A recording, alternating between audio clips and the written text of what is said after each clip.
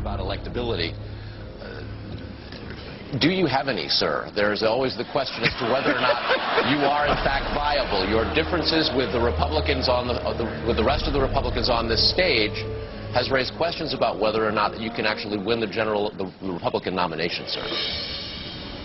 Well, we've only had 2 little primaries so far, so it's pretty premature to decide which one is going to be the candidate. But, you know, when you think about it, if you measured everything I've ever said, every vote I've ever taken against the Constitution, you know, I'm a strict constitutionalist. Are you suggesting the Republicans should write me off because I'm a strict constitutionalist? I'm the most conservative member here. I have voted, you know, against more spending and wasting government than anybody else. So you're suggesting that I'm not electable and the Republicans don't want me because I'm a strict fiscal conservative? Because I believe in civil liberties? Why should we not be defending civil liberties? And why should we not be talking about foreign policy that used to be the part of the Republican Party? Mr. Republican Robert Taft didn't even want us to be in NATO. And you're saying now that we have to continue to borrow money from China to finance this empire that we can't afford? Let me see if I get this right.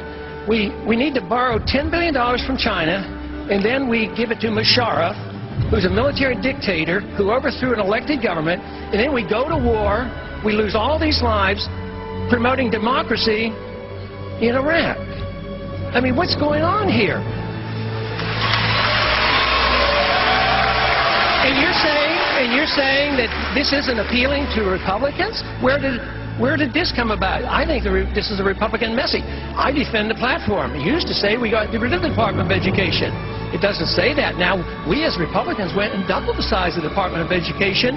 So where have we gone? I think we've lost our way. But then the insinuation that I am less Republican because of that? Congressman, thank you very much. We have to take one more break. We'll be right back with one of the most contentious issues of the day. Stay tuned. Congressman Paul, your position on the war is pretty simple. Get out. What about, though, trying to minimize the bloodbath that would certainly occur if we pull out in a hurry? What about protecting the thousands of Iraqis who have staked their lives in backing the U.S.? And would you lead troops in the region to take out any al-Qaeda camps that are developed after we leave? The people who say there will be a bloodbath are the ones who said it would be a cakewalk, it would be a slam dunk, and that it would be paid for by oil. Why believe them? They've been wrong on everything they've said. So why not ask the people? Why not ask the people who advise not to go into the region and into the war? The war has not gone well one bit. Yes, I would leave completely. Why leave the troops in the region? It was the fact that we had troops in Saudi Arabia was one of the 3 reasons given for the attack on 9/11. So why leave them in the region? They don't want our troops on the Arabian Peninsula. We have no need for our national security to have troops on the Arabian Peninsula. And going into Iraq and Afghanistan and threatening Iran is the worst thing we can do for our national security. I am less safe. The American people are less safe for this. It's the policy that is wrong. Tactical movements and shifting troops around and taking in 30 more and reducing by 5, totally irrelevant. We need a new foreign policy that said we ought to mind our own business, bring our troops home, defend this country, defend our borders. So,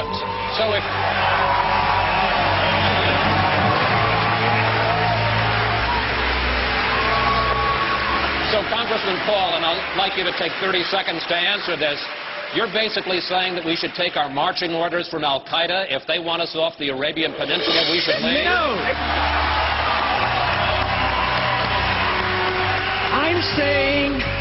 I'm saying we should take our marching orders from our Constitution. We should not go to war.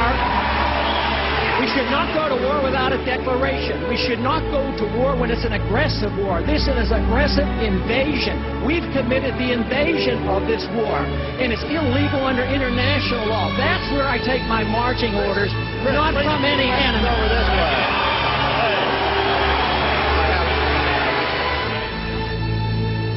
I do not believe that there's ever a need to sacrifice any portion of our liberty to be safe and secure. We do not have to sacrifice 1 ounce of liberty.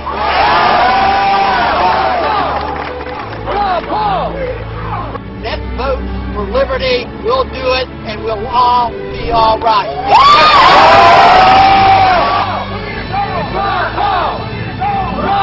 Freedom is popular.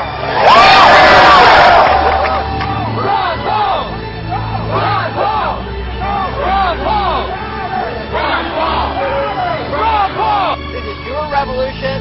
It is a revolution for us to return to what has made America great, and it is for standing up for liberty and believing it, understanding that it truly does work.